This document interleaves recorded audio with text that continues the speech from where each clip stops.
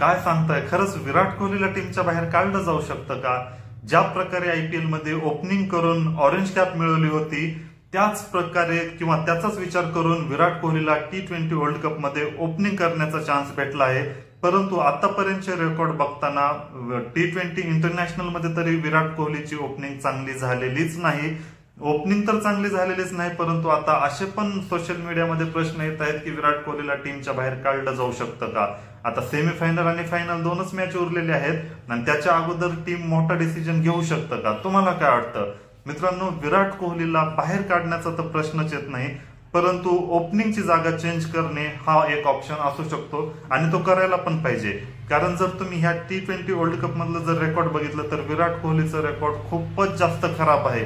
म्हणजे कोणत्या पण आयसीसी टुर्नामेंटचा जर विचार केला तर त्या सगळ्या आयसीसी टुर्नामेंटपेक्षा या टुर्नामेंटचं विराट कोहलीचं सगळ्यात जास्त खराब रेकॉर्ड चालू आहे. आतापर्यंत विराट कोहलीनं एकही पारी व्यवस्थित खेळलेली नाही आणि शिवाय 2 वेळेस तर 0वर आउट झालेला आहे.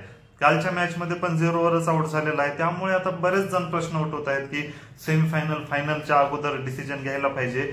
पण विराट कोहलीला बाहेर तर काढण्याचा प्रश्नच येत नाही, कारण आपण एवढ्या मोठ्या प्लेअरला बाहेर नाही काढू शकत. परंतु हा विचार करायला पाहिजे की त्याची जागा चेंज करायला पाहिजे.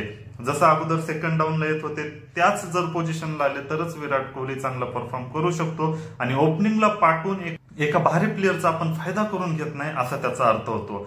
जर तुम्ही आतापर्यंत विराट कोहलीचे जर या T20 वर्ल्ड कप मधले जर रेकॉर्ड बघितले तर आयर्लंड सारख्या दुबळ्या टीम सोबत फक्त 1 रन काढली, त्यानंतर पाकिस्तान सोबत 4 रन काढल्यात, त्यानंतर USA सोबत तर 0वर आउट आणि गोल्डन डक म्हणजे पहिल्यांदा T20 म्हणजे आयसीसी टुर्नामेंट मध्ये गोल्डन डक वर विराट कोहली आउट झालेला आहे. त्यानंतर अफगाणिस्तान सोबत 24 बॉल 24 रन, त्यानंतर बांगलादेश सोबत 37 रन काढल्या होत्या. त्यावेळेस असं वाटलं होतं की विराट कोहलीला मोमेंटम भेटला आहे, परत फॉर्म मध्ये येत आहे.